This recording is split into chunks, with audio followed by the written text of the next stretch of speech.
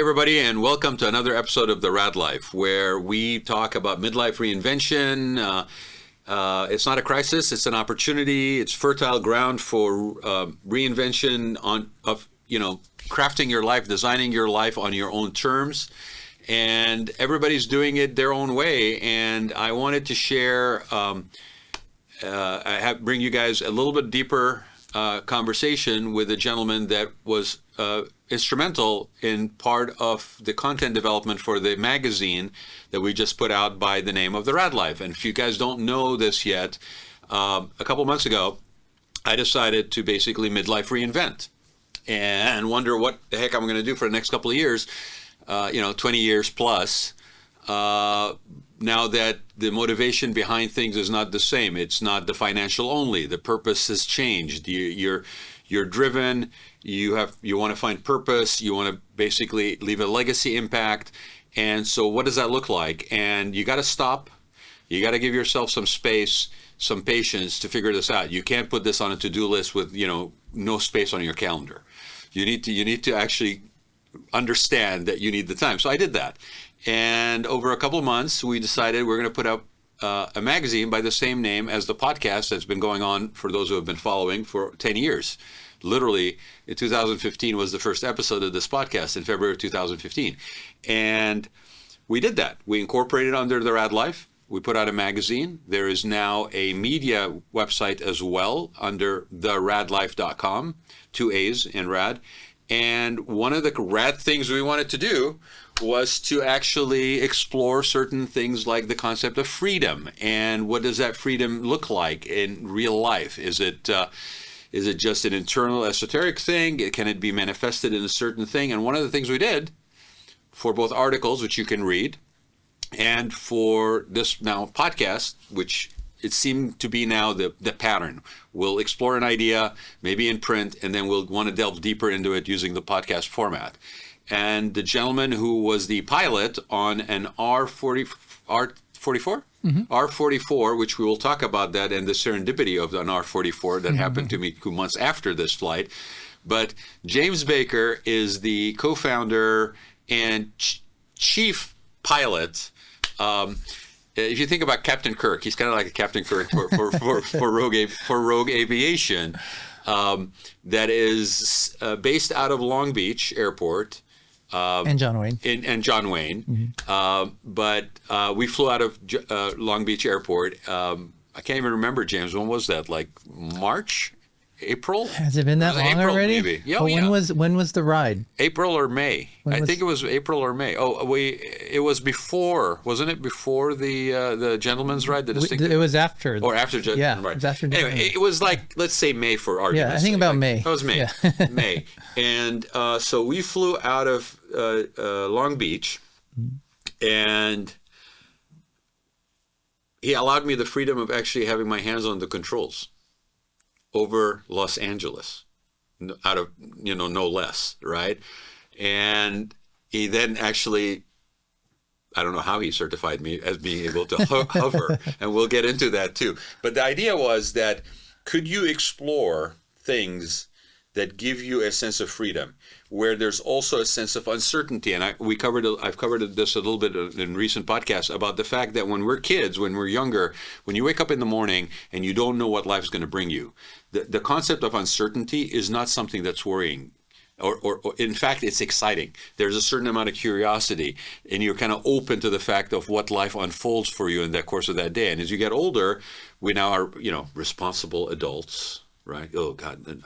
You have no control about getting older, but you have absolute control about how you grow up, right? And how much of your childhood you let go, and how much of your wonder you let go. That's all. You really individually we have control over that. We may not be aware of it, but curiosity and uncertainty is one of those things that the muscle is still there. We just basically atrophy it over life as we get older, and you can, just like getting back into shape and working out, you can reactivate that and open yourself to abundance and the positive possibilities of the future without really having to be in control of every single aspect of your life, or having to formulate worst case scenarios so you'll never be surprised by what happens, because, if I think of the worst conditions, then I'll be covered. Now, I don't know, as a pilot, probably there's a certain amount of contingencies that you have to factor in, right? Right. But the idea is that with that comes freedom. It comes freedom to basically live your life on your own terms and to embrace that. I took it too far in Africa. I jumped off of Victoria Falls Bridge, 39 stories on a bungee, right? Because I wanted a mental and physical reference point for when I face things and I start catastrophizing or worrying about things that are not really in my control. To remind myself, say, dude, you jumped off the Victoria Falls Bridge, one of the 3 largest waterfalls in the world, a historical bridge. You've dropped 39 stories, and you didn't just drop, you had to jump away from the platform, so that I have a physical and mental reference point to bring me back to an anchoring and a centering and a grounding. That uncertainty does not have to be something that you have to worry beyond a certain amount about. And in fact, if you embrace the curiosity and the excitement about uncertainty, then happy accidents and pleasant surprises could happen in your life. Just like when I got into an R-44 and we flew over LA, and James goes, "Hey, you want to take the controls?" And I'm like, I don't know. What's the answer here? But he did. So James, I appreciate you taking the time, man. Yeah, thanks for having me. We've been trying to do this for a while, and I haven't been around. I've been traveling, but it's okay. You kind of started the travel bug. What can I tell you? Locally, right? Yeah. So why don't you start off by telling people some of your background? Okay. And, what inspired you to actually start Rogue Aviation or co-found Rogue Aviation? Yeah. And give people a little bit of background on Rogue and where they can find more information about this. Sure. Unless, they're too lazy to go read the article on the website Right. and then click through. But, by the way, there's also a promo code on the website that you guys can use should you want to partake in this pilot's experience. That is a really cool thing, which is what I did through Rogue. So yeah. Where do I start with that? There's a few questions there. As very brief background, I was not that fortunate person in life that knew what they wanted to do right off the bat. I think back to, even high school and how I had very motivated friends that, they knew they wanted to be a doctor, an attorney, or whatever that. Yeah. And I struggled big time just trying to figure that out. So, fast forward, through life experience. I just kind of started experience life. I got into sales and retail. I worked for high-end companies like Gucci and Nordstrom and luxury. I really enjoyed that environment. But it didn't seem sustainable to me. It wasn't something I was like super passionate about. Yeah. And so, I just kind of fumbled through life, really, just trying to figure out what spoke to me. And, fast forward to Sydney in traffic on the 405 freeway coming from Studio City, I heard an ad on the radio, and it was for this flight school called Silver State Helicopters, who's no longer around. And basically saying, hey, there's this huge demand for helicopter pilots. And I was like, that's a thing. I thought, who knew that was a thing? Right. I don't have a military background. That's a common question we often get as pilots. Like, do you need to have military experience to get into something like this? And I just, for me, I was like, you associate pilots with the airlines, if you don't grow up in aviation, you don't know that there's this whole other sector of the civilian side of things, especially if you don't have, disposable income when you're really young, that you can go buy an airplane. It's an expensive hobby. It is, and I helicopters was even nothing in my mind. The only connection with a helicopter, which I'm sure a lot of us Gen Xers can associate, is Airwolf. Yeah. I remember as a kid, watching movies, having these dreams of like me waking up and suddenly Airwolf's in my backyard, and I'm like, I'm gonna go hop in that thing, and here I'm flying with Ernest Borgnine in the Airwolf helicopter. Like, that was my only connection with TC and Magnum. Yeah, exactly. Those are my only connections with a helicopter. So when I heard that this was a thing, I was like, it wasn't even one of those like, let me look into it more. Right. It was just that click, like, oh, that's what I want to do. How old were you? 29. Okay. Again, kind of late in life, just met a girl, trying to figure out what that next step was going to look like, and just had this click. So I started just kind of running that by, close friends and family. Like, hey, what would you think if I did this? And surprisingly, everyone was like, oh yeah, you should do that. Just give me that kind of right, because sometimes you get a little bit of a cold water thrown on it. Yeah, like that's a waste of time, or you know. And it was interesting. That's very good. My father said to me, he's like, we were doing some research and what things fit your personality, and one of those things was pilot. And I was like, well, why didn't you tell me? He's because like, they're parents, they don't. Right. There's like, if we told you, you would not follow through with it. You would kind of contradict it, even at 29. Well, you're a Gen Xer too, right? Yeah, I was born in 76. Yeah, so basically, parents of Gen Xers never told us. Right. They just said you figure it out yourself, kind of thing, right? Right. But they never told us. They never gave us a roadmap for success. No. They never really kind of, we didn't even get a. Not to say they weren't involved, but it was just a different approach, right? Yeah. That's funny. And so, that was pretty much it. I just kind of literally dove in, found a flight school. I didn't do really a ton of research. I just found something that seemed manageable from a financial side, was close enough to where I lived. And I enrolled, and, as I'm like filling out paperwork, they're like, have you ever been in a helicopter? I'm like, nope, never been in one. They're like, do you want to go up just to kind of see if you like it? I'm like, I don't need to, but sure. Yeah. If you're offering, I'll take you up on it. And so thankfully I brought my girlfriend at the time, who's now my wife, in fact, they recommended like, hey, you might want to ride along just so you kind of have an understanding of what he's going to go through. Yeah. Which was really good advice, because I actually usually recommend that when people come visit our school, to just, whether it be a parent or a spouse or something, because it takes the guesswork out of it and the anxiety out of it. It does. There's, it can be perceived as unsafe, but there's a lot of safety involved in it.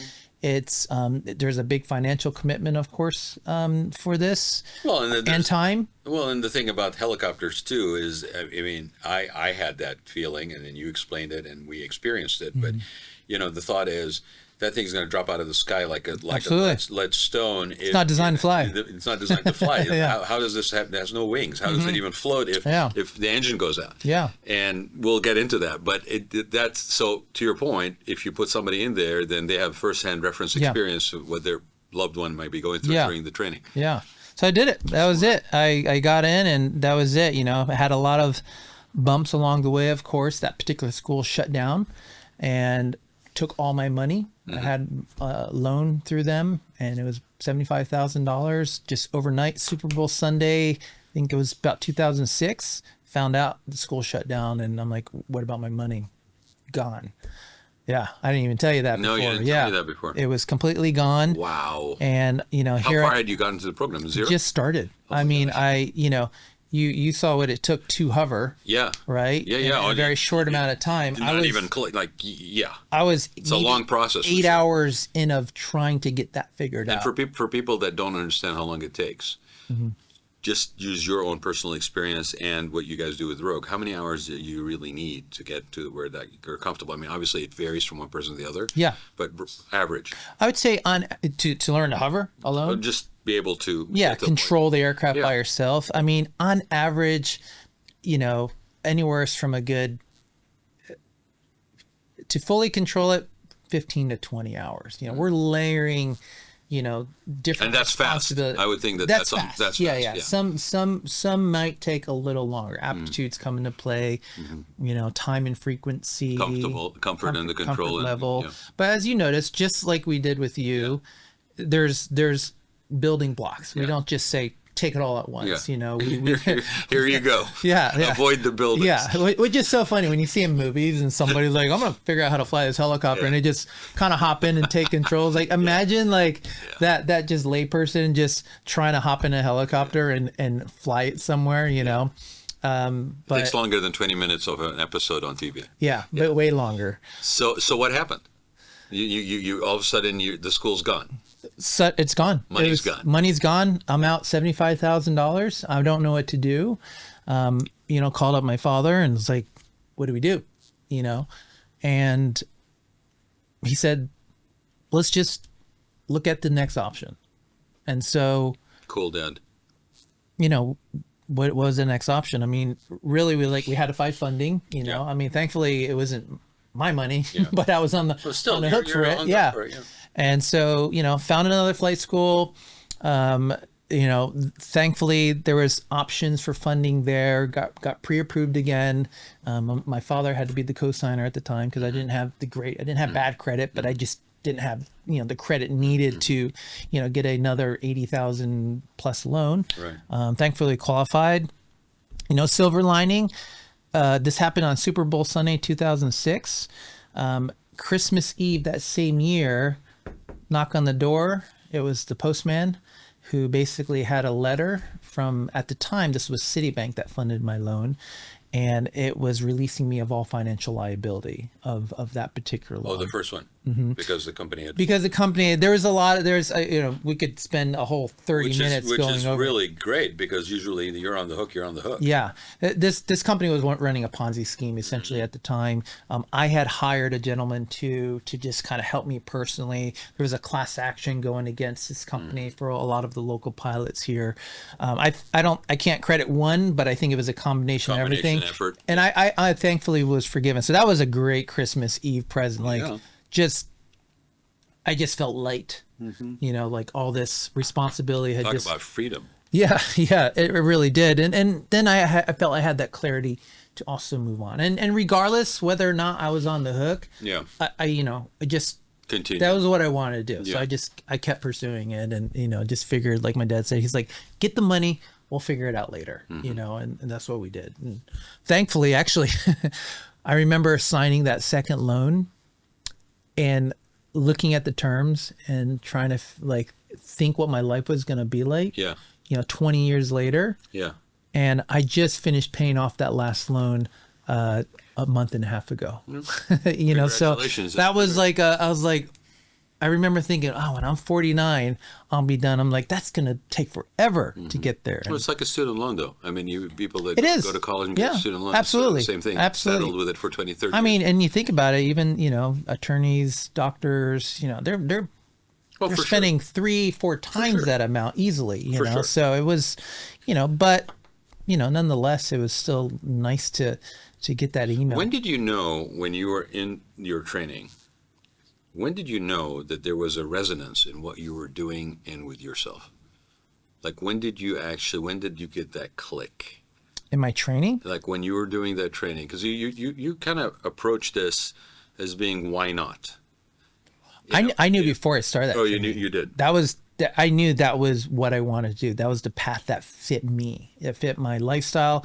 You know, for me, I think it was having a background in sales and marketing that I was always good at delivering information. And I even had a little small stint while actually I had learned about the demand for helicopter. I was working as a personal trainer. Funny, we were just talking about that earlier. I was working as a personal trainer, going to house and teaching people how to work out and exercise.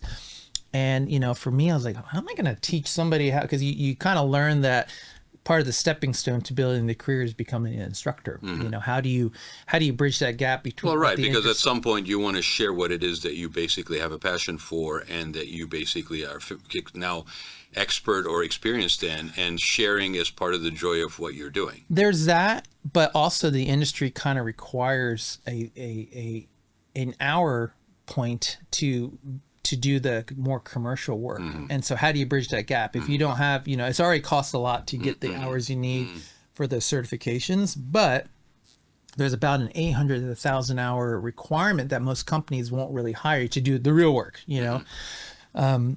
So, you know, for me, I was like, oh, I'm going to have to teach this stuff. I'm not a teacher. I'm none of these things, you know, but I was like, I just got to find a way to personalize that. And for me, it was like, this is now a product in my mind. You know, there's benefits, there's pros and cons to all things. And how was I going to break that down and get that over to somebody that had no clue, you know? And that's the approach I took. I just took, you know, experiences that I already had in life. Thankfully, I think that was And applied them to this. and applied them to this. And, you know, I'm not a smart guy. I'm not a good student, but all that, though difficult, seemed easy to me because it's what I wanted to Right. do, you know? So So let's just move forward to what was the vision when you launched Rogue, or helped launch Rogue, and why the name? Well, the vision was preservation of life. Okay. What do I mean by that? Explain that. Yeah. I have a sense of what you mean by that, but yeah. explain that. Unfortunately, in this industry, we do deal with a lot of dishonest and just money hungry people. You know, it's a high ticket item. They're, you know, just like what I went through, there's people out there that are going to prey on dreams of pilots who are willing to invest large sums of money. Crush them. Right. And they're just going to leverage that, string them along and, you know, put profits over safety and not take care of aircraft. And, you know, I started working for a flight school that I shared a lot of their visions and whatnot, but they started to turn into that. And, you know, it got to the point. And you had been the recipient of that. Already, you know, so I was already very cautious going into this. And here I was now helping to build a company that started to steer the direction that I came from that I didn't like. And so at the time, Matt Barnes, who you know, and we have another business partner, Brian, both of them were my students, and neither of them knew each other, but I was pretty intricate in this company. And, you know, I wouldn't dare say, I will say, like, you know, that company was going to have a hard time operating without me, because I was so intricate into it. And, you know, at the time it was just more of a, you know, here we are now in a position where, or at least I was in a position where, you know, I had the trust of other instructors and trust of clients coming in. And I just didn't feel good about what they were going through. And Matt and Brian were kind of seeing firsthand what was going on. And kind of both of them were tickling my ear, you know, we should start a flight school. You should start a flight school. I'm like, what do I know about running a company? And what do I know about, you know, running a flight school? And like, you know, both of them were just kind of like, well, you are kind of running the flight school. Look at everything you're doing. Yeah, you don't know how to run a company. Perspective from outside is super important. We get too close to the trees to see the forest, right? Yeah. You know, we know how to run companies. We have companies. We can help with that side. And so I just, you know, I kind of was like, you're talking to me. Let's all go talk together. And long story short, we just decided, like, people deserved better. You know, people deserved a better experience. People deserved a better community. You know, safety. A trusted resource. Yeah. You know, I mean, even to this date, you know, flight schools tend to sell these false dreams and expectations, and I just never felt good about that. And we were literally dealing with that here. There's too many people out there selling that. And it's not just flight schools. A lot of industries are like that in general. And so we just wanted to not reinvent the wheel, just take an honest approach and really put community and safety as those major pillars of what we wanted to do with the company. So why the name? The name Rogue? Yeah. Well, Rogue, if you look on the hat, is little, I don't know if you can zoom in there, but is a little French bulldog. Yeah. That was Matt's dog. Matt Barnes' dog. Barnes' dog. Yeah. And, you know, he had already kind of started a holding company for the helicopters that he had invested in for his training. And, you know, those are the ones we started the company with. And we almost thought about changing the name because we kind of thought, it's funny, especially our generations might think Rogue as a negative connotation. And like, we're, you know, I don't know. We're rebels or whatever. We need more Rogue and we need more rebellion. And that's kind of the spin we want to take. We're going rogue against the norm. And Rogue happened to be just this cute little dog. She used to come along with Matt and I when we were flying. You know, we'd go on long trips and we'd put her in the back, and she had her own little earmuffs or headsets just to keep the noise down. And she would just sleep in the back while we were flying along. And, you know, he had already had that company name, so we decided to stick with it. And, you know, she'll forever be a big part of and for those who are not familiar with Matt Barnes, Matt's been on the show before, I think earlier this year, if I remember correctly. And his company, they specialize in, and Matt, if I get this wrong, I'm sorry, but they specialize in like social media marketing and branding, PR. Storytelling, you know, creating your identity, and, right? Yeah, but their niche is nonprofits. So if anybody's interested, look up Matt Barnes. It's an interesting niche that they specialize in. This very nonprofit. They just put out a magazine a few months ago called Creating Good. And I think it's Rogue. Definitely Rogue Collective is the building in off the 55 near Newport Beach, Costa Mesa. Or I guess it would be Costa Mesa. Yeah, it's in Costa Mesa. Yeah. Rogue Collective is the building.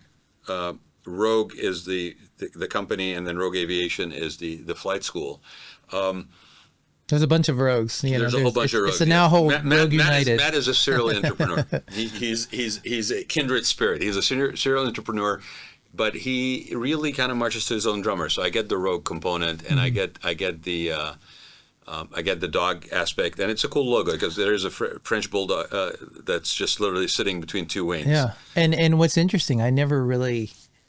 I've always thought Frenchies were cute, but never had one. I didn't realize how many Frenchie fans and owners are out there. I can't tell you how many people just identify with this dog, know nothing about the company, and the first thing they want to learn about is like, tell me about the dog. Yeah. So it's been a great mascot. He does have another Frenchie, not near as calm as a Rogue was. Don't they call didn't they call like the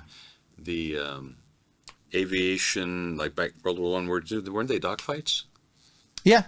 So there you go. Yeah. There's a lot of dog annotations. We could go off on multiple tangents with aviation.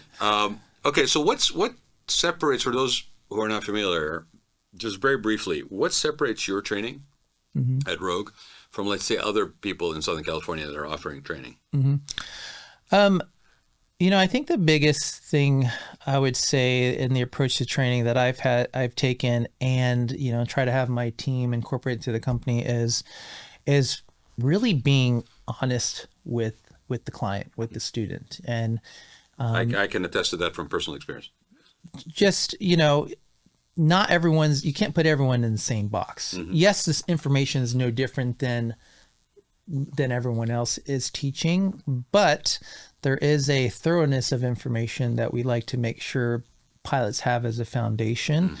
I had mentioned earlier how becoming a CFI is kind of that building block, if you will, to the real job, and I think the difference is we don't think of the CFI as not the real job. That is the real job. Even myself, I always wanted to focus on. People who don't know what CFI. Certified flight instructor.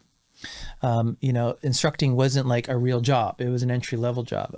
I kind of early on said, I don't really know what I want to do for the quote unquote real job. I just want to do this really well and maybe hopefully make an impact, because the industry is so reliant on instructors. Yet usually when an instructor gets to a point where they're actually good now, they want to go off and do this real job. So, our company has a lot more experience of instructors that have stayed and want to keep teaching as an instructor, because that's really where you start leveraging a lot of the efficiency and the experience. And we try to broaden that curriculum. I credit some of that to my flight school, who built a really strong foundation in my training. And, I just kind of wanted to carry on that legacy of training and safety culture. I also work with the company that makes the helicopters, Robinson, who my chief pilot at the time was working for Robinson as what's called a safety pilot or instructor pilot. They put on a separate course where, people from all over the world come and fly in their helicopters, learn a little bit more deep dive into the R-44, the R-22, and the R-66, and then it all comes with a flight with one of the safety corps pilots. And tell people a little bit about Robinson, because it's an interesting story on its own, like the background of that company. Yeah, I mean, it's got quite an amazing background, but essentially this gentleman by the name of Frank Robinson, I believe he worked for Bell Helicopters at the time as a tail rotor engineer. So the folklore goes, he always had his differences of how he viewed some of the designs, and decided he's going to build his own helicopter out of his garage. And, that turned into, a helicopter that he thought he wanted everyone to have access to. Yeah. Because helicopters in general aren't cheap. And, the big manufacturers at the time, not your local owner, like someone could go buy a Cessna, could go buy a helicopter. And so he wanted to make that more accessible. He didn't intend it to be a training platform, but because he built such a good helicopter, the industry started taking off with buying his helicopters because they're much more affordable to operate, maintain, a lot more accessible. I mean, thinking back, I think the first R-22 back in the day, you get it for like $60,000 or $80,000. You know, inflation has really killed that a little bit, but relatively speaking, it's still, you know, way more affordable than any other hehelicopter, aside from something that you literally would build in your garage, which I wouldn't recommend. For those who don't know, James, because there's a local flavor to this. There's a sort of almost like a folkloric lore, right? Because where was he doing this? Out of Torrance, in Torrance, California, Zamarini Field, and not far from here. Yeah, now when you go to that field, more than half of the field is occupied by their hangars, and everything, that whole helicopter is mostly built in the U.S. You know, there's certain componentry that you just can't get locally, but the metal is machined, blades are machined there. It's pretty impressive. And it's a beautifully crafted aircraft, like just from a design perspective, from a detail and manufacturing perspective, it's really beautiful. If you ever get a chance to actually even step up close to one at an air show or something, go check it out. And the funny thing is, a few months after I was, I had the privilege of flying with James over LA, I happened to be on safari in Africa. And one of the first things we did when we landed in Victoria Falls was to take a flight over the falls. And so it was a helicopter flight. It was arranged by the safari company. And I went to this little dirt road, to this little platform area, whatever, right? It was, I think, the second day I was there maybe. And wouldn't you know that the aircraft that we were basically going to go flying over Victoria Falls, like I said earlier, one of the three largest waterfalls in the world. And if you've not been to Africa, definitely put that on your to-do list. Safari, definitely. I can't explain to you the life-changing nature of that trip.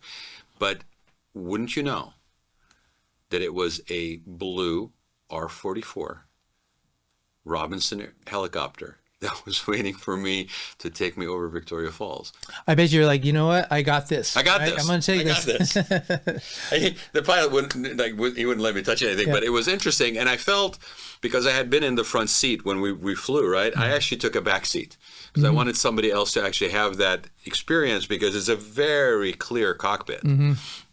And it was amazing. It was amazing. I mean, the serendipity of actually be experiencing something for the first time, and then 2 months later, halfway across the world, different continent, you are encountering the same thing, and you have a reference to know that, that helicopter was manufactured in Torrance. Right. Not far from where you did your first, I did my thing in Long Beach. It was really, really, really cool. So let's shift a little bit, because again, we said it's an expensive quote-unquote hobby to go through the whole training. Obviously, it's or career path, right? Yep. But and you got to know, we want to be transparent and tell people that, right? But beyond the training, okay, what else does Rogue offer? I mean, we talked about the pilot's experience, right? But what other experiences can people book? We'll do anything that allows us to fly. Experience-wise, though, we focus primarily on flight training. We put a huge focus on tourism, just pleasure flights, helicopter tours. We do those out of both locations, Orange County, John Wayne, as well as Long Beach. Two completely different views. California has some of the most beautiful coasts. You have the Orange County coast, which, is a little less congested. There's some days when we're flying down towards the Laguna where you almost think you're in Hawaii. The water is so blue and clear. And then you can go in the LA market and just get that big city feel and all the skyrise, and which you did. It was very cool. The shoreline where we're just low over the water, just scud running at about 140 feet. Just seeing all the iconic views of LA. So tours are a big thing. We have the pilot experience, which you mentioned, and the pilot experience really isn't for someone that wants to become a pilot. This is for somebody that it's a pleasure ride, basically, with a little bit of or just hands-on. wanted maybe some bragging rights, or just do something unique that they've never done. Matt and I get out of your comfort level. Get out of your comfort level.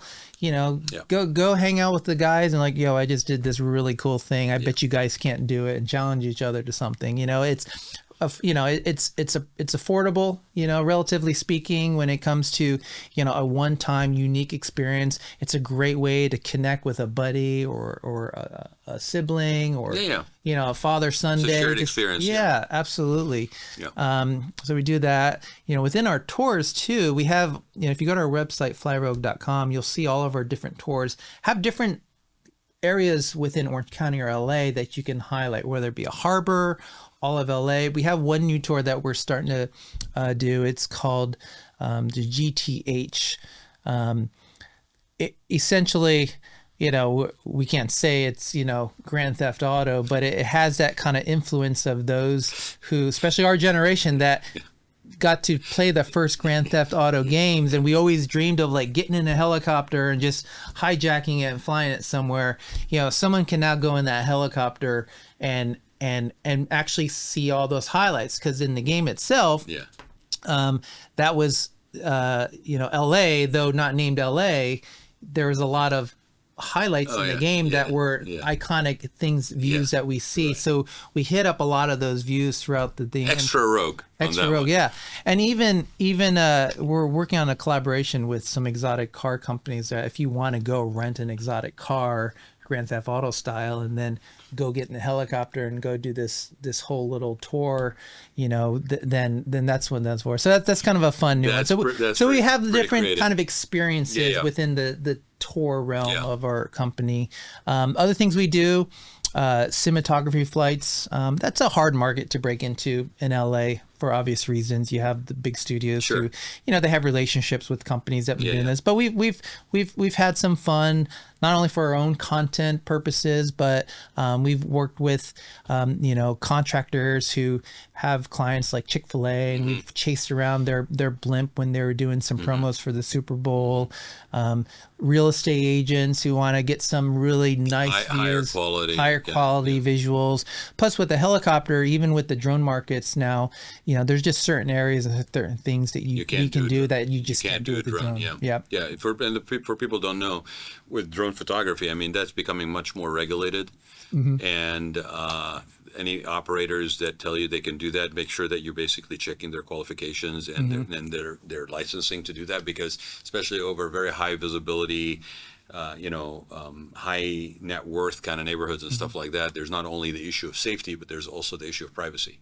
So and you have airspace issues, right? And you have the airspace issues, especially like if you're like in Newport Beach or Back Bay. You got the airport right there. And I will tell you, just even from a design perspective, there's a lot of projects that I worked on over the course of the last 20 plus years where the privacy of the client basically made it impossible for us to actually show anything more than maybe renderings in progress, and we didn't get a chance to shoot the project at the end, whether it's corporate or there's a lot of regulations. So just because somebody says to you in the world of social media now, where everybody freaking lives on an 8x10 glossy highlight reel, nobody has a bad day ever.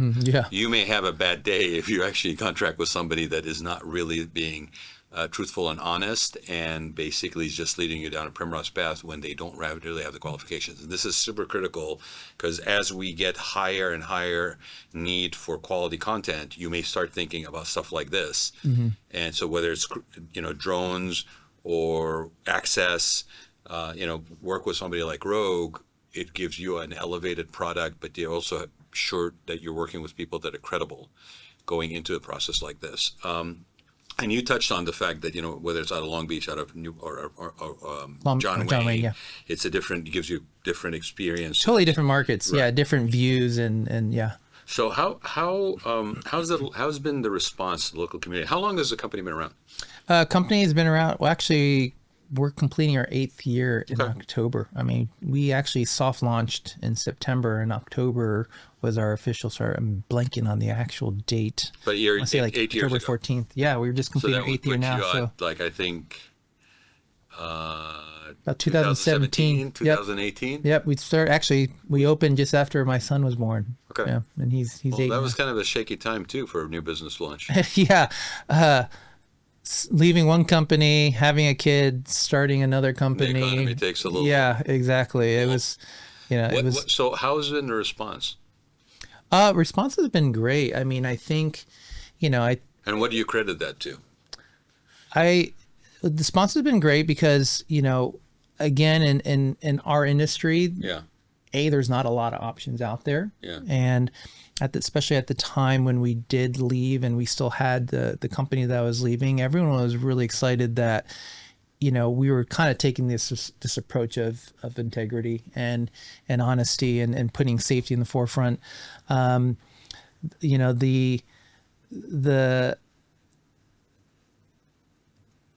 think the only challenge is, this is not something that everyone's going to do. So, Right. To really get more out in the community, helicopters in general in aviation always kind of has a little bit of a negative connotation. Right. Tell me a movie that you don't see a helicopter crash. So we always kind of fight with that and not understanding the safety Misunderstanding aspect. And that's over glorified for the Yeah. films. I mean, really think about it. Helicopters are there to support ambulance helicopters, firefighting, especially this time of year, right? I mean, think about last year and saddlebags were just completely burning. I can't remember. Was it when I think it was when I came back from Africa. I think it was last week. I was in the backyard in San Clemente, and I've got a big open space behind me, and we're near Pendleton, and then you've got Casper, wilderness. And for anybody who was remembering last year, we had a little, I think it was like what they called it, the RC fire or something, Yeah, the remote control area near Casper, Mm-hmm. and near Mission Viejo, kind of in the hills. It was actually in Rancho Santa Margarita, Rancho Santa like my Margarita. backyard. Yeah. Yeah, and so but that's right. You're down by me, Mm-hmm. and they had a what looked like a water helicopter, like an emergency helicopter that was training. Oh yeah, there was. Where usually September is Santa Ana's and dry vegetation, and so far so good, but Yeah. So I mean, you think about, we do fight that as an industry. There's noise. You got law enforcement that are here trying to focus on saving lives. Ambulance. You have firefighters. Where do you think those pilots learn to fly? Like we start off, it's like the worst case scenario. You're assuming worst case scenario, and this is a situation where there's a legitimate reason for it, and then you're looking at this helicopter and going, do I want to be in this thing that has no wings? And since you opened the door a little bit about the safety and the sort of the how should I put it, the misnomer, okay, about helicopters, let's talk about this. Sure. Let's talk aerodynamics. Let's talk about why this impression that if your engine fails or you have an issue happen, right, that you are not going to drop like a lead weight. No. Explain to people why. Well, essentially, I'll admit I was thinking that. Yeah. Okay. But then when you explained it to me, it was similar to like when somebody said to me before I got certified scuba diving, oh my God, you could run out of something, or how are you going to breathe? And I'm like, once you've done it, you understand that if I run out of air, if I just gently ascend, my lungs are going to expand, and I'm going to have extra air in my lungs that basically, so there is a safety approach to do it. So explain to people that, Jay. Yeah. So, airplanes being that they're designed to fly, you lose an engine, you have wings that keep them gliding. I can glide down. Point. You can glide down. Or supposedly I can. Supposedly, hopefully, I mean, there's a lot of intricacies to keeping the aircraft in that profile, so that way you can accomplish that task. A helicopter can glide just as well as an airplane. We won't glide as far, but it's all about storing energy and what keeps the helicopter flying. If anyone that can visualize a helicopter, it can fly above the ground in one position and not move anywhere. It literally be, whether it be 2 feet off the ground, hovering, we call that. And that's all accomplished by these blades moving through the air really fast. So those blades our wings. Hence why we call helicopters also rotor wings. Okay, they're rotating through the air, and as they're just beating the air to submission, and this is just a very, very layman way of describing lift, as it's beating the air through submission, it's accomplishing that same task that an airplane does by moving forward. An airplane has to move forward very fast to generate lift. These blades are moving faster than most airplanes travel through the air to accomplish the same task. So once you've accomplished that and you've maintained this energy in the blades, if we did have an engine failure, and every single helicopter has to be able to do this, it's, if you can visualize a bicycle, right? When you're riding your 10-speed bicycle, our older BMX bikes that we grew up with, you backpedal and it stops that back tire, right? Well, as we started modernizing that and getting your geared bikes, it had a freewheeling hub, if you will, that you could backpedal, but it wouldn't stop that bicycle from going forward. Yep. So think of kind of that concept with a helicopter. So it has this mechanism, it's called a freewheeling unit, that if there is a loss of engine, it allows it to still freewheel. So that's one component of it. It allows it to still spin, but to keep spinning, we still have to provide energy to the rotor system. So as the rotor system now no longer has an engine to propel it, we enter this profile called an auto rotation. And through that auto rotation profile, essentially we're allowing air to still flow through the rotor system. If you think about, especially us Californians out here driving to Palm Springs, and we probably talked about this in your ground lesson that we did. What is one thing that we iconically see driving to Palm Springs? The windmills, right? You know, what are windmills? They take air flowing through them, convert that to energy. Well, a helicopter essentially is a windmill turned horizontally. So as we fall through the sky, the wind is traveling through it, spinning it, creating the energy that we need to keep flying. So for me personally, if I had an engine failure, I would much rather be in a helicopter because I don't need a long strip of land. I need an open field, an open parking lot, a golf course, a Costco, you know. Granted, you know, I make sure there's no obstructions there. Technically need a little But you strip don't of need land. an approach. I can approach a spot almost vertically. I mean, there's still an angle, if you will. But we can do that in a very, very small area that an airplane, you need a long space, not only to get it down, but to then, once it gets down, slow it down. With a helicopter, we can pretty much stop on a dime. As I'm listening to this, and when you explained it to me, it was perfectly clear. And then when we got in the helicopter, it became even more apparent, right? Because exactly what you're saying, it's just a horizontal versus vertical windmill. Yeah. But if anybody, and again, this is maybe Gen X, which is a perfect transition to the next section we want to talk about. But do you remember the little helicopter things, which is the stick and the blades, right? And it had like maybe two wings, and you would spin it. Yeah. And when you spinned it, it went up and it was flipping, it was turning. And at some point, the energy of the spin that you did would die, but it didn't just fall down. No. It actually reversed almost and still spun lesser as it descended. It's sort of the same thing. It's the air is flowing and interacting with the blades to provide the lift for safer landing. Now, obviously, you need to be...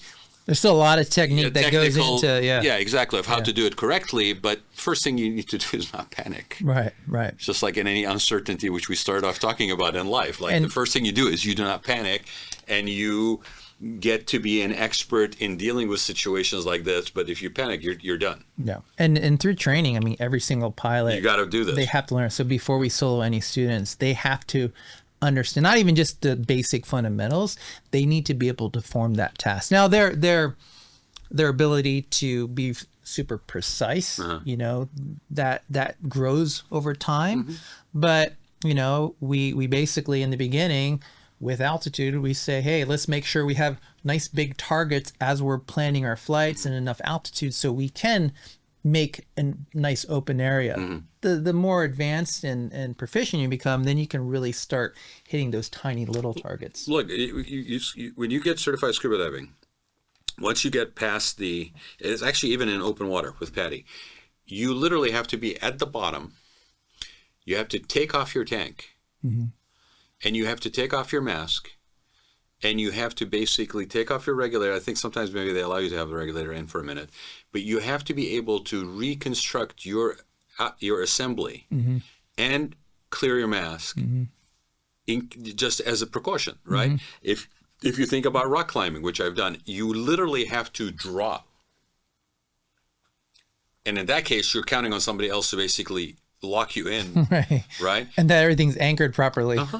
So there is, we're spending a little time on this because part of the joy of the experience, should you do either a pilot experience or anything of this nature with James and through Rogue, I want to try to dispel this by actually just spending some time talking about it. So thank you for taking the time to explain it to people, because I think a lot of times we just talk ourselves into situations that we don't really understand. Or talk ourselves out of situations. Or talk ourselves because we don't really understand something. We think worst case scenario. But I want to switch a little bit to the Gen X, because as people know, I've kind of repositioned the show a little bit to where with the Raad Life, when we first started 10 years ago, it was me talking about things that were baby boomer focused. And to be honest with everybody, I had parents that were older, and I was trying to basically prepare myself for what I would have to face with my parents. But I was like, hey, I'm going to have a show. We'll talk about baby boomers, which was a suggestion by Mr. Paul Roberts at OC Talk Radio at the time, who was a bit of an Irish salesman trying to sell me on air times, right? But we started talking about some difficult stuff, and it was about aging, but it was about more like me in a third person about aging, right?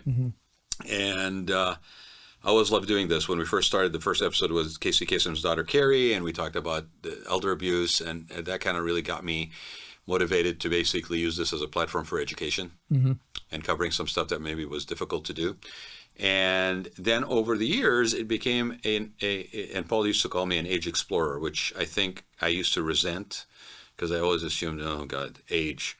And now I actually embrace it because I do like the explorer part of it very much. And it speaks to my own expansive need for like exploration and curiosity, especially as we have repositioned. But it became a journey of exploration. And when we repositioned in, I think it was April, the natural thing was that this continues to be an exploration. But now I also wanted to basically honor our generation, Gen Xers.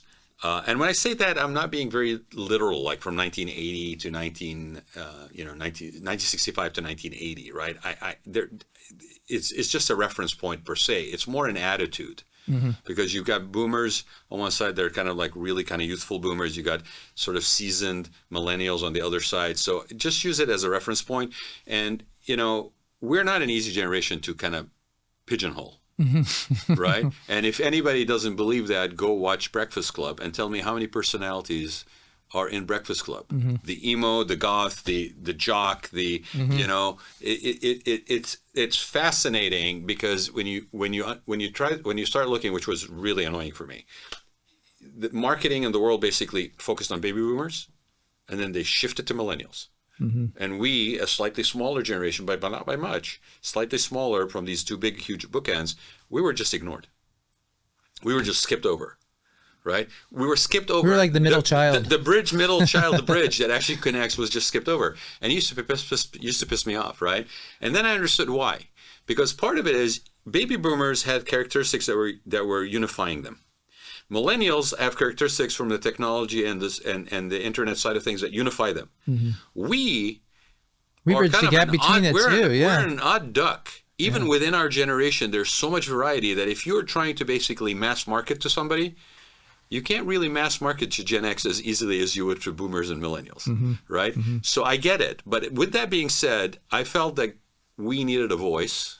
And so we kind of restructured this a little bit to touch on this a little bit, right? So with that in mind, and a lot of our audience, I'm hoping I'm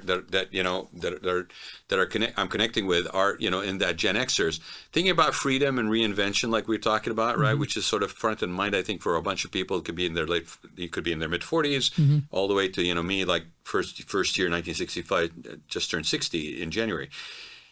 people that are in that age, that coming to you for that bucket list flight or even start training seriously, like because now they're looking for maybe something else, like you're seeing some of that?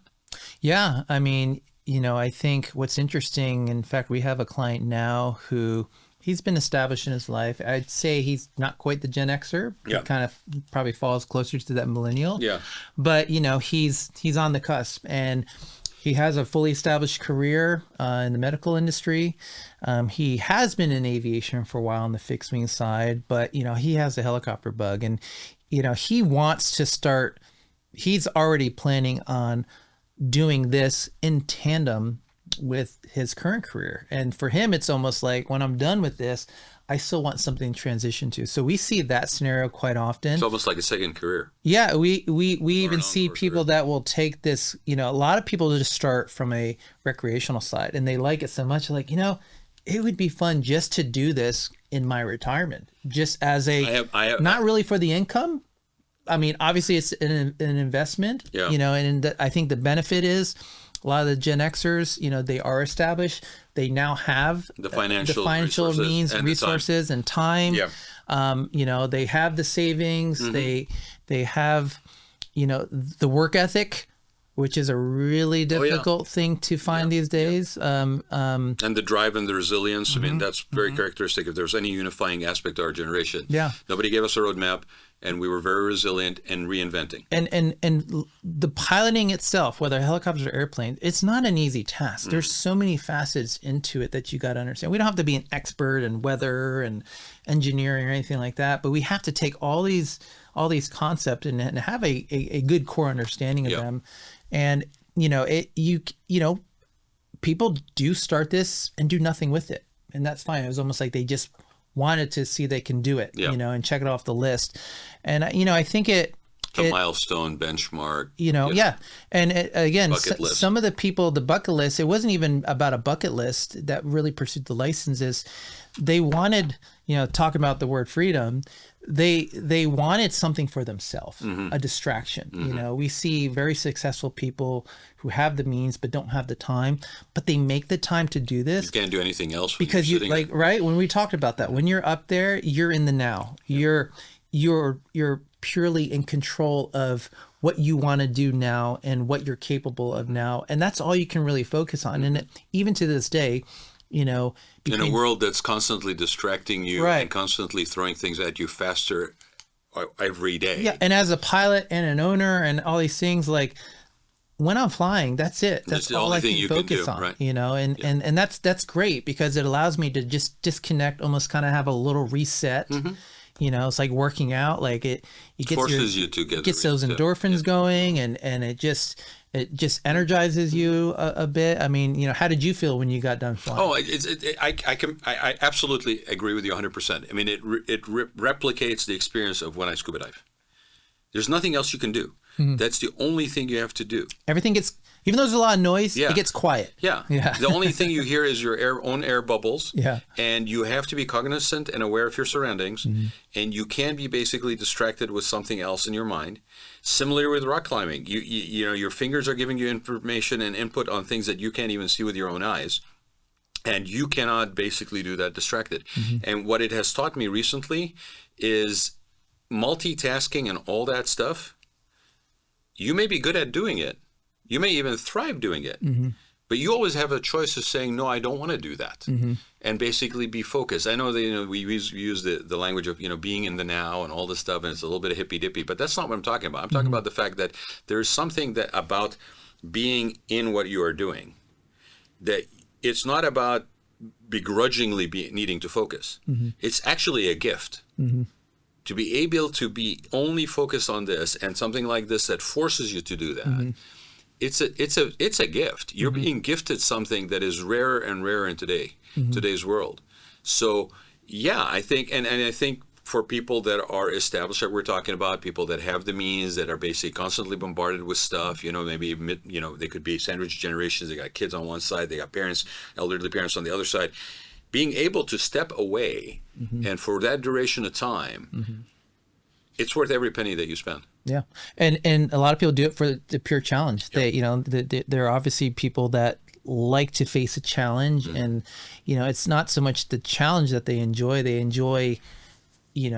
defeating it, facing your fear, facing your challenge, facing just the commitment, and I mean the helicopter will demand all of that from you. It's in fact, there's we talked about the auto rotation.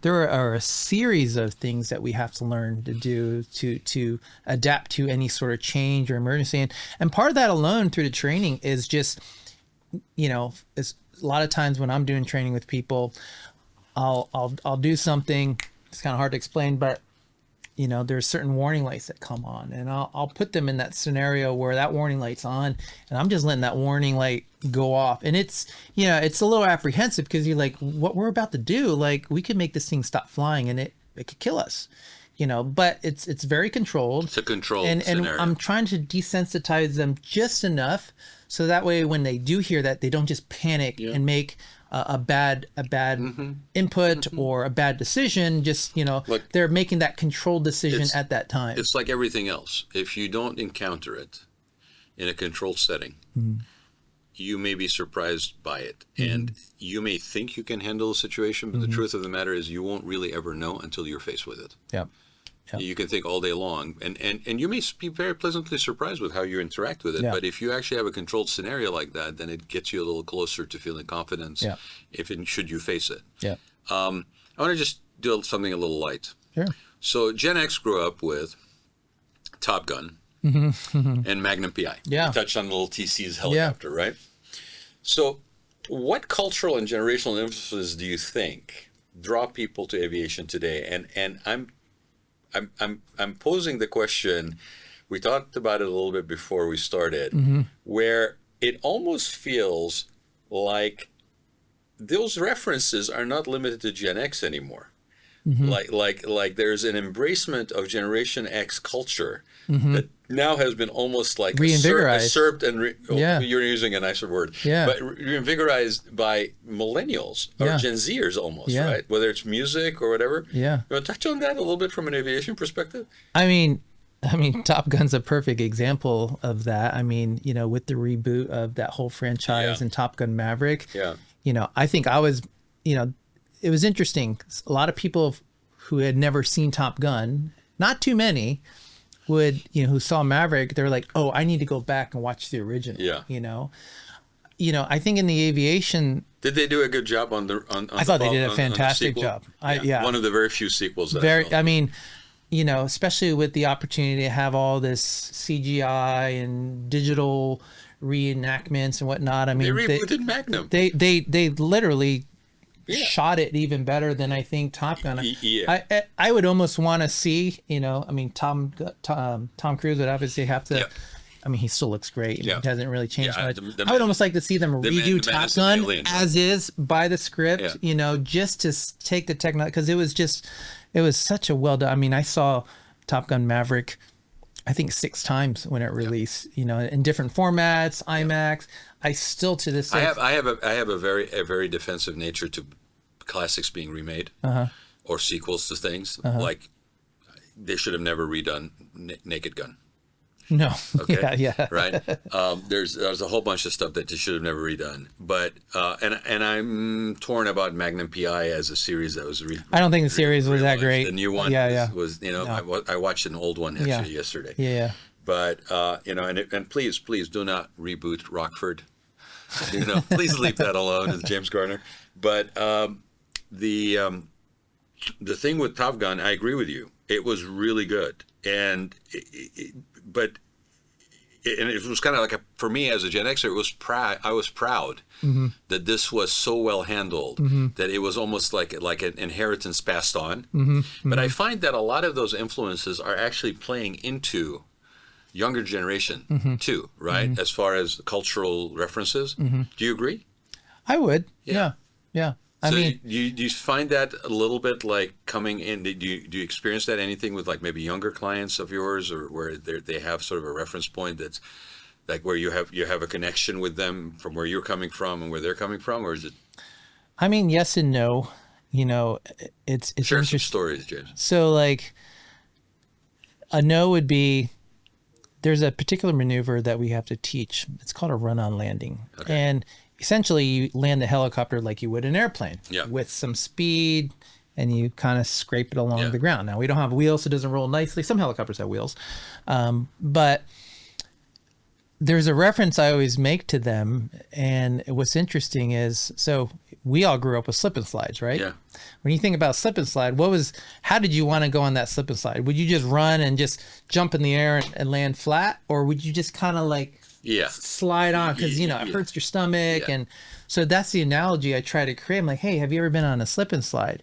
Can't tell you how many are like, have no clue. I'm like, you just had a horrible childhood. Like the fact that you didn't just to go down this tarp with water on it. And it's interesting, like, if you talk to someone maybe from the Midwest or, kind of the central states, Yeah. a lot of those people who have land, California, we don't have lands or yards. I grew up with land and yards. Like most of those people still do that. Yeah. But there's a really big disconnect, honestly, even mechanical things like referencing tools, which I do a lot in training, just to kind of help visualize something. Like there's a huge disconnect there because of or not our generations, but these kids these days, everything is an app. Everything is a technology that does the work for them. There's just, and with flying, I think one of the questions you were talking about earlier, or I saw, was, how has technology evolved in our industry? Mostly it hasn't. How we train helicopters now hasn't really changed since Frank created that helicopter. Mm-hmm.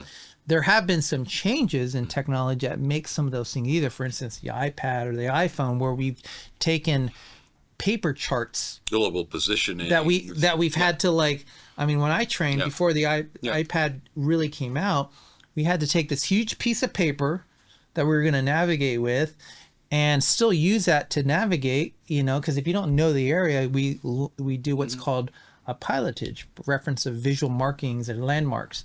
And so we would have to take this paper and just fold it in this way that I could still flip it around. And with a helicopter, you can only do one hand. Airplane, no problem. Mm-hmm. You can take your hands off, and it's dynamically balanced to just fly itself. So you're using one hand. That cyclic that you had to hover with, right? Mm-hmm. You have to keep your hand on that the whole time. So the iPad or even the iPhone now, I can have that all in the palm of my hand. Mm-hmm. And I literally had to learn, and I'm not a native Californian, so I didn't know the freeways, the cities. I had to learn all that stuff on charts and even MapQuest before Google was a big thing. Think about that. How about Thomas guides in cars versus GPS? I did that growing up. My dad, to keep me busy, would give me guides were like this me this big, and he would say, follow our route and let me know how many miles to the next exit is. And I'm sitting here looking at the scale and looking at the markers, like those little tasks. You almost needed a navigator in the passenger seat, because Absolutely. the Thomas guide was bigger than this laptop. Yeah. And you had to flip it and flip around it, and it was, nothing gave you alternative routes. Nope. Nothing told you there were maybe. You had to pull over on the side of the road and maybe ask somebody, or So, given that we're talking about this sort of generational difference in a way, right? Yeah. For those who are saying, "Wow, that sounds amazing," but maybe I missed my chance. Mm-hmm. What would you say to someone who is at midlife, who's maybe wondering, is it too late to learn to fly? Are you ready to give up on life? And how, and just from your own personal experience with clients, just give people like an age range of people that you're basically training. I've had ranges anywhere from 12 years old. I even had, I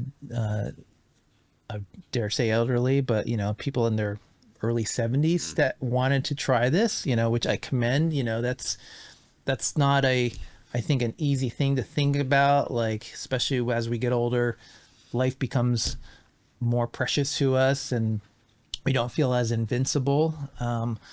It's really never too late. As long as you have good enough health, it doesn't have to be perfect. Vision doesn't have to be perfect. You can wear glasses. A lot of that's missions, like pilots are all have readers. Great visions. I'm, at that point now I'm carrying around some readers every once in a while, but most of those things don't affect your flying. to make a career at 65 plus, it might be just challenging, just for, I mean, it really just depends on how fit somebody is, like teaching to fly helicopters does take a lot of energy. I'm surprised I still can go all day teaching and not really get tired. Right. There is a physical. There is a physicality, even though it's not like lifting weights. Right. It is physically and mentally draining at right, the and same you have time. to just the concentration component alone. Yeah. I mean, like I do podcast interviews, and when I'm done after an hour and a half, sometimes I'm just worn out. Yeah.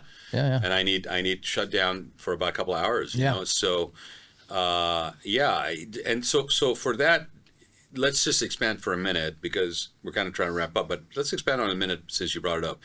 What advice would you give someone wanting to turn this passion into a career? And I will say this, like, if you're older and you may be looking to want to do this as like an encore career, or, like I've always thought it would be great to basically have like a scuba diving center, right? As a second business on a remote location somewhere. It gives me the ability to travel, but it's also a component, and you're teaching people and you're opening their eyes to something that is, from your own personal experience, just widens people's lives. Yeah. Right? Depth of experience and joy.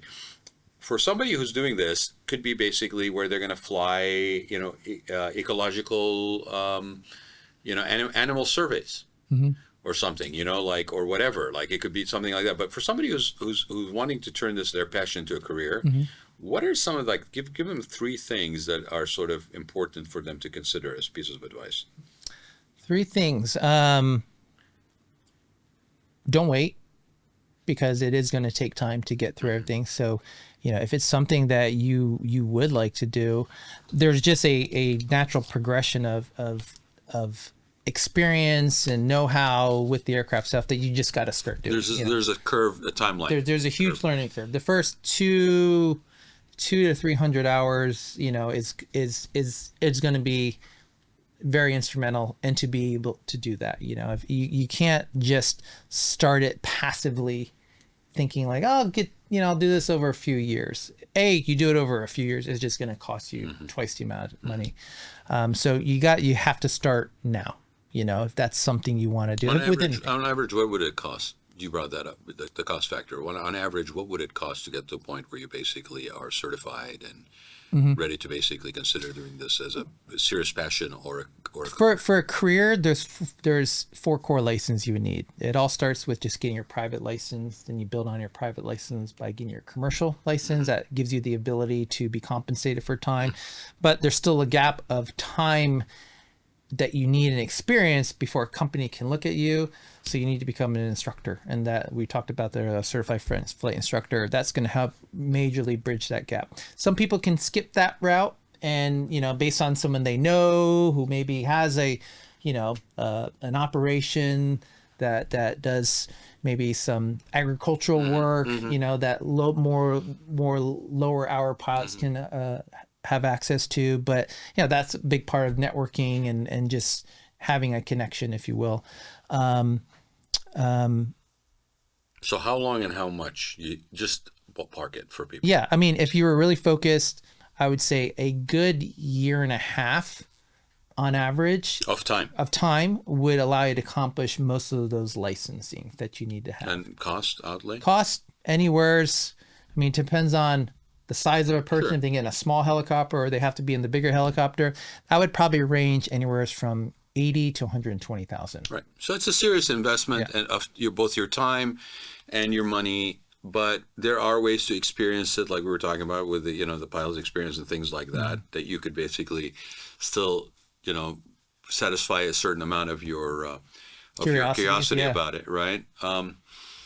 What's the most memorable flight you've ever taken with a student or client? That's a hard one. I mean, there's so many. I think the fun thing about this industry in general is you just get to meet so many people from other parts of life. Just getting to know what people do themselves. For me, is always very interesting. I've had a client who just got into this, doesn't want to make a career, bought a helicopter, and just really wanted to go adventure, and paid me for my time that evolved into a friendship, but paid me for my time to expedite their experiences. And through that experience, we would go do things that a typical private pilot wouldn't want to do. We would, I think one of the fun things, it's very local to do, is we would go out to Glamis. Are you familiar with Glamis? The sand dunes? It's like where they film Star Wars. Let's think again back to our, let's bring it full circle to the Gen X stuff. A lot of the very first A New Hope was filmed out in Glamis, sand dunes. And there's just these massive sand dunes. Some of them are 150 feet. And we would just go out there and just fly around this desert area. And it's just this, it doesn't maybe sound as appealing on a podcast or whatnot, but just a beauty out there of just sand and no one, aside from some rail cars or dune buggies. But we would go out there quite a bit and just fly around there. Sounds really lovely, actually. Flying up the coast, our waters do have sharks in them, and especially up by Carpinteria. I'll have to show you some videos. Channel Islands. Not even Channel Islands, just locally. I mean, every year go Carpinteria, you'll see tons of great white sharks, and we would just go out down to San Clemente. Yeah. I mean, last few years we don't see as many of them. There was about a 4-year period where I could go from Long Beach to John Wayne, and at any given day see 20 sharks easily. Yeah. And sometimes there was just, like, you see a pod of dolphins, just, I don't know what they call a bunch of sharks, group of sharks, whatever, but you would see, 30 or 40 just clustered in one area. I know it kind of freaks people out. I'm not a big water person here in California because it's too cold. I'm a Caribbean boy. Yeah, same here. But going up to Big Bear, sometimes I just go up there for a lunch with a client just because it's just, it's quiet, it's peaceful. Always when the first snowfall hits, I always try to make a quick trip up to Big Bear. Next time you go up to Big Bear, you let me know. I have a cabin up there. Oh, yeah. I will jump in a helicopter with you. Let's do it. Yeah. So, I mean, there's just, there's so many, just being in a helicopter and just seeing these things from that perspective is so much different, than being in an airplane and looking out this tiny little window. So how because that's another question I had. How has flying shaped the way you see life on the ground? Life in the air seems less complicated. I think, if anything. That was my experience when I flew with you. Yeah. Though you think about what happens if, your car breaks down, you pull over the side on a road, you call AAA or somebody, you don't do that in the air. So yes, there are a lot of things that if went out of our control would not be a good scenario. But at the same time, everything up there just seems a lot less complicated. A lot less complicated. I think is the way, not simpler necessarily, but a lot less complicated. Yeah. I think that's a good point of perspective. And I think if for no other reason, but to give yourself a chance to actually recalibrate and reset, if you will, that could be something that comes out of this flight, like getting in a helicopter and doing that. I find that, when I'm on a plane with a whole bunch of other people, sometimes if the plane is empty, I get a little bit of that sort of personal space kind of experience, but it's not the same. Exactly. And unless you fly a private jet, Yeah, but even then, I think it's different. I think what I experienced, because you're literally in a bubble. Yep. And you have wings on either side. It's like you literally in a bubble. Yep. The only vantage point that you can't see is really behind you, because that's sort of where things are mechanically. But I agree with you. I think that's a very good way to put it. I think life slows down a little bit. And things seemed less complicated than when you're on the ground. Yep. And you have a chance to basically just reset for a minute. And how long were we in the air? Like maybe an hour? But yeah, an hour. Yeah. So I want to wrap this up. If you weren't doing this, what would you do? What would you be doing? Is that a tough question? That's a tough question. There was a lot of things I wanted to do. I think, there's one thing that I really did want. There's two things I wanted to do. I actually was going to be a scuba instructor. That was the first thing I thought about doing. I grew up back east. I was going down to the Keys, get my certification, love scuba, live that whole boat life. I think I would go either that route, do something which is interesting. There's a lot of parallels with aviation and marine life. I think I would maybe go that route somewhere, get a boat, start a scuba company. You and I might have to talk. Do some charters, boat charters, things like that. I always like the work and the maintenance and the equipment side of things. Yeah. There's an honesty to it. Yeah. Yeah. And either that or, I was always into motorcycles. I think I would have liked to pursue either something. I never had the opportunities as a kid, like a lot of these MotoGP and racers have, but if I could choose and kind of focus that and know that early on, I think I would have liked to have done something. I need in that to industry. introduce you to a client who's also a good friend of mine, who actually flies a Kodiak out of John Wayne. Okay. And he and his cousin just set up a motorcycle shop down in South County. Oh, fun. And that's not his primary career path or anything. He just and Where is it at? In our neck of the woods. Oh, it's interesting. It's right off. I think Avery and Caps, like where the Laguna Niguel metro station is. It's in that area.